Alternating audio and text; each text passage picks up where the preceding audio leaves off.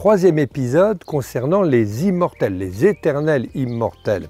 Ce sont des plantes qui fleurissent à partir du mois de juin et au cours de l'été. Alors l'avantage des immortelles, c'est qu'elles sont éternelles.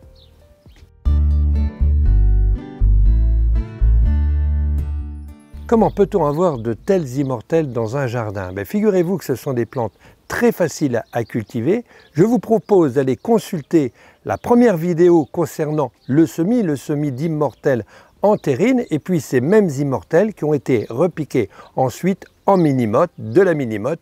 Elles ont été plantées ici dans cette plate-bande.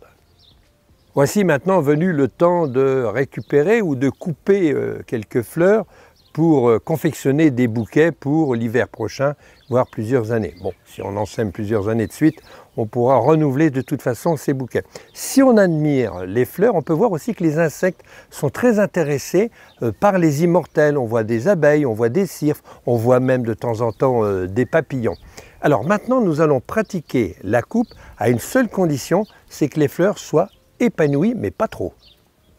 En principe, lorsqu'on fait une cueillette de fleurs d'immortelles, on essaye d'aller le plus bas possible sur la tige. Alors cette opération se réalise plutôt au mois d'août-septembre, en fin de floraison, mais si vous commencez une cueillette de fleurs à partir du début juillet, on va plutôt prélever des courtes queues. Mais il va falloir à chaque fois que le bouton soit à peine ouvert pour pouvoir les conserver le plus longtemps possible. Les autres fleurs, lorsqu'on voit les étamines et lorsqu'on voit les insectes les butiner, eh bien, elles pourront nous servir plus tard à récolter des graines d'immortelles et on pourra faire, pourquoi pas, sa propre sélection. Donc les fleurs, on les coupe plutôt le matin, toujours lorsqu'il y a du soleil, 40 ans de pluie, toutes les fleurs sont fermées.